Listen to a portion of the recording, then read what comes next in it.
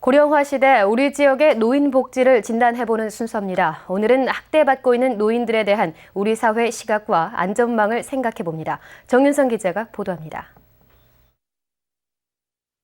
온몸이 멍자국 투성이인 70대의 이 할머니는 남편에게 상습적으로 구타를 당해왔습니다. 결국 참다 못해 최근 이혼을 선택했습니다. 이혼하신다는 얘기는 언제 들으셨어요? 이혼하신다고는 지금 한 보름 전인가 들었어요. 지난해 노인학대 상담센터에 들어온 신고 가운데 언어적 학대가 48건으로 가장 많았고 그 다음이 방임과 재정적 학대, 신체적 학대는 21건을 차지합니다. 노인 전체의 10%가 학대를 경험한 것으로 추정되지만 상담이나 신고를 통해 이를 드러내는 경우는 5% 안팎에 불과한 것으로 관측되고 있습니다. 노인 학대는 고령화 사회가 들이고 있는 가장 어두운 그림자 가운데 하나입니다. 하지만 남의 집 일이라는 사회적 인식과 피해자인 노인 본인조차도 알리길 꺼려하는 특수성 때문에 노인 문제 중에서도 상대적으로 비중 있게 다뤄지지 못하고 있는 실정입니다. 자식 유신을 생각하지 이게 그냥 막 밥도 안 주고 뭣도 안 준다 용돈도 안 준다 그런 식으로 하겠어. 그러니까 학대받는 노인을 위해 일부 기관에 상담 창구가 개설돼 있긴 하지만 이 같은 요인 때문에 큰 어려움을 겪고 있습니다.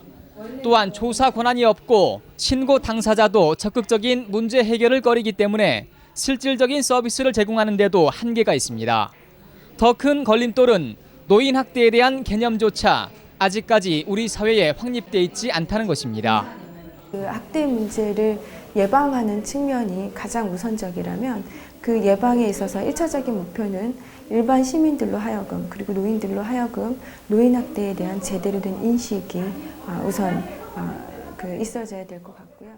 지난 2000년 도내에서 처음으로 노인 학대 상담 전화를 개설해 노인 문제를 다루고 있는 한 시민단체입니다. 이곳에서는 최근엔 학대받는 노인을 직접 조사해서 자원봉사자나 후원인을 연결해주는 방식으로 학대 노인 문제에 접근하고 있습니다.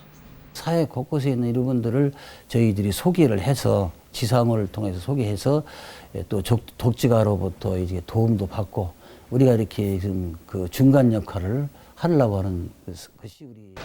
개정된 노인복지법이 시행되면서 정부의 지원을 받는 노인 학대 예방센터가 이달 말 문을 열지만 공적인 보호망으로 채워질 수 없는 부분이 여전히 크기 때문에 이 같은 민간 차원의 보완 기능을 강화할 필요성이 커지고 있습니다.